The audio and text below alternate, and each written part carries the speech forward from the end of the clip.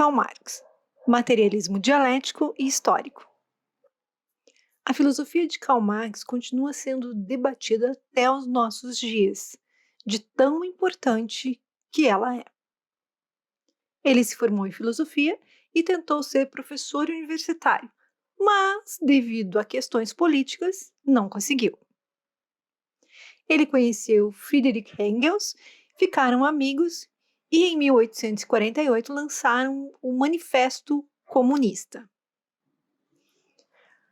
Os dois participaram de diversas atividades políticas e escreveram várias obras, e também foram perseguidos pelos governos. O conjunto de suas ideias ficou conhecido como marxismo. Quando jovem, ele participou de grupos neo-hegelianos de esquerda, que tinha na época como uma de suas figuras principais o alemão Ludwig Feuerbach. Inicialmente, Feuerbach era discípulo de Hegel e o defendia, e depois passou a criticar o seu idealismo, qualificando-o como especulação vazia. E ele passou a defender, então, que a filosofia deveria partir do ser concreto, do ser humano considerado como um ser natural e social. Ele também dizia que foi o ser humano que criou Deus, e não o contrário. E então a posição filosófica era dita como materialista. Essas ideias tiveram grande influência no pensamento de Marx e depois ele demarcou seu próprio materialismo. Marx dizia que Hegel inverteu a relação entre o que é determinante, a realidade material, e o que é determinado, as representações e conceitos acerca dessa realidade. E por isso ele dizia que a filosofia idealista seria uma grande mistificação ou farsa, porque ela pretendia entender o mundo real, concreto, como uma manifestação de uma razão absoluta. Em seu livro A Ideologia Alemã, Marx diz que as premissas de que partimos não constituem bases arbitrárias, nem dogmas, são antes bases reais de que só é possível abstrair no âmbito da imaginação. As nossas premissas são os indivíduos reais, a sua ação e as suas condições materiais de existência. Marx entendia os seres humanos em sociedade a partir de suas condições materiais, e essa visão foi chamada depois por Engels de materialismo histórico.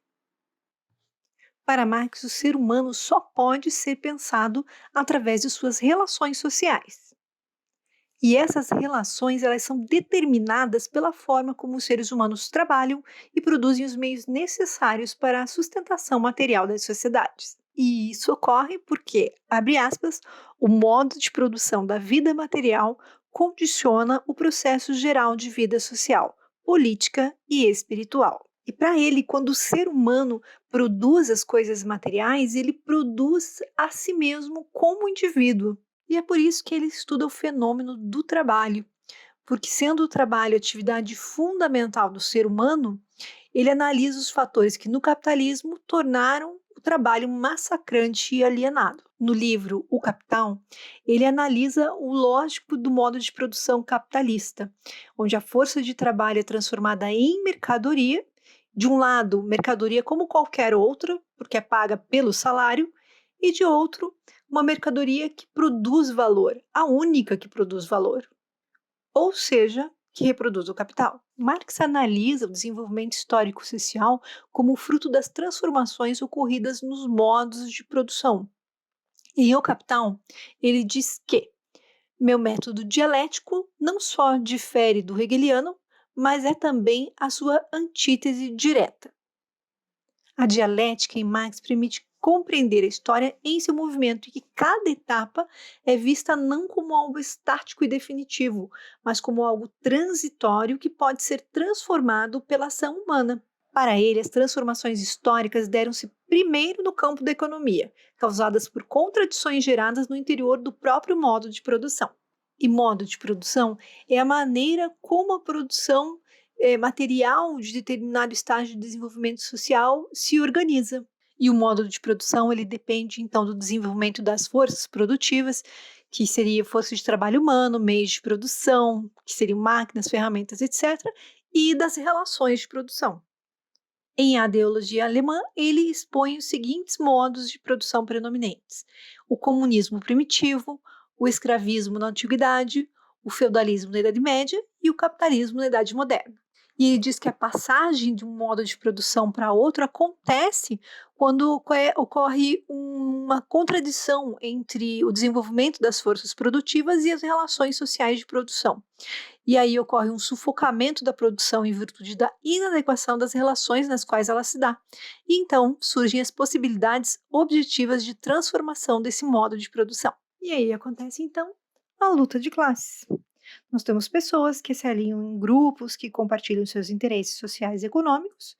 Normalmente as pessoas se organizam, né, como os produtores e os não produtores, né, aqueles que vendem a sua mão de obra.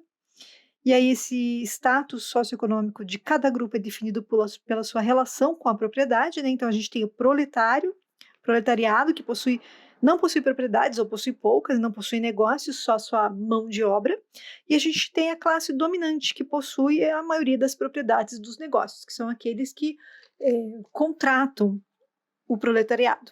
E aí os meios de produção mudam, né, por exemplo, do agrícola para o industrial, ou alguma revolução tecnológica que possa vir a ter.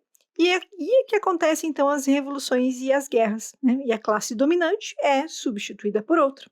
Por isso, então, a história é um registro das lutas de classe e dessas substituições de classe dominante. E a gente encerra essa muito, muito breve olhadinha no pensamento de Karl Marx com a frase seguinte: o pensamento de Marx teria um grande impacto no mundo contemporâneo em termos teóricos e práticos, inspirando correntes filosóficas, movimentos operários e revoluções. Suas ideias, por suas implicações políticas, ainda são objeto de muitos estudos e acaloradas discussões. E por hoje é isso, pessoal.